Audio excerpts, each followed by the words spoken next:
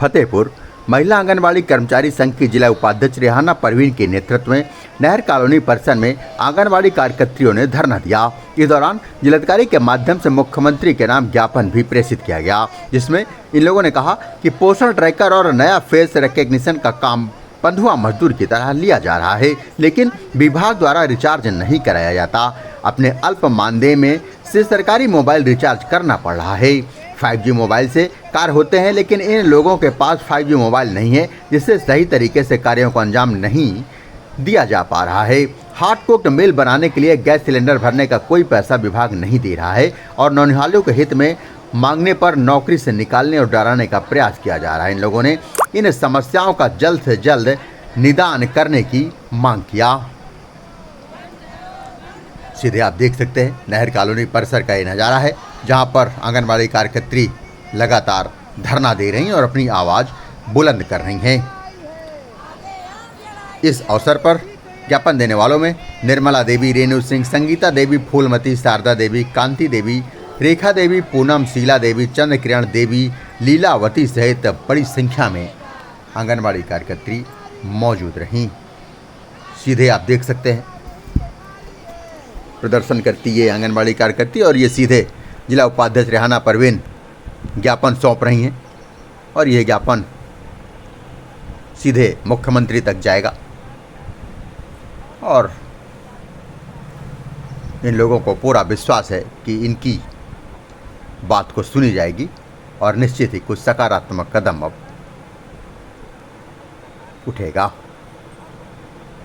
बात यह है कि इससे पहले भी हम लोगों ने माननीय प्रमुख सचिव के नाम और माननीय निदेशक के नाम एक ज्ञापन दिया था और आज फिर हम लोग माननीय मुख्यमंत्री के नाम और सचिव के नाम ज्ञापन देने के लिए आए हैं। यदि आज के ज्ञापन के बाद ये धमकियां और नोटिस जो हमारी बहनों को मिल रही हैं नहीं बंद हुई तो हम लोग काम बंद और कलम बंद और पोस्टर ट्रेकर में काम ठप करके हड़ताल पर जाएंगे। इसलिए कि सरकार ने हमको संसाधन नहीं दिए हैं और जबरन काम करवाना चाहती है। पहले सरकार सभी लाभार्थियों के आधार को उनके मोबाइल से लिंक कराए तो हमको KYC करने में आसानी हो जाए। हमको 5G मोबाइल दे सरकार, उसका डाटा दे।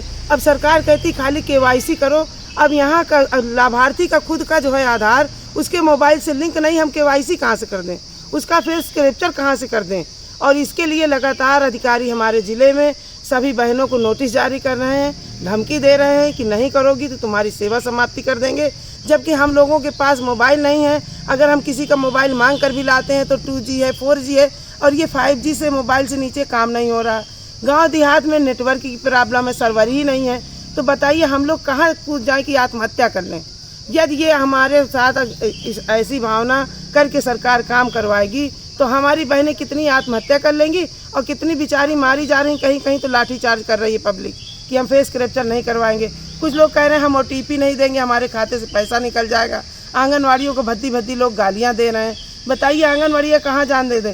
जैसे कभी कभी सरकार हार्ड कुक का पैसा भेज देती है, पैसा तो खाना बनाने का सरकार भेज देगी, राशन दे देगी, लेकिन आज तक चूल्हा नहीं दिया, चूल्हा जलाने का ईंधन नहीं दिया। तो क्या अपने खोपड़ी के बाल जला के आंगनवाड़ी खाना पका दें? तो ये अधूरा काम सरकार क्यों करती है?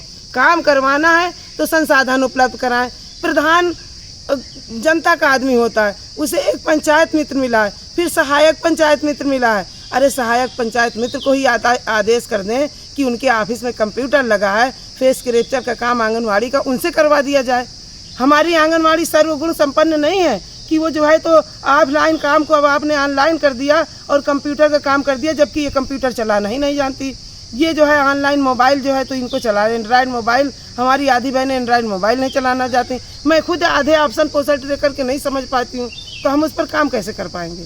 तो हमारा ये अनुरोध है सरकार से कि हमें संसाधन उपलब्ध कराएं। हम काम करने में पीछे नहीं हैं। हम लोग 7 विभागों की जिम्मेदारी लेकर चल रहे हैं, काम कर रहे हैं और काम करेंगे, लेकिन हमें संसाधन उपलब्ध कराए जाएँ। इसी के साथ मैं अपनी बाड़ी को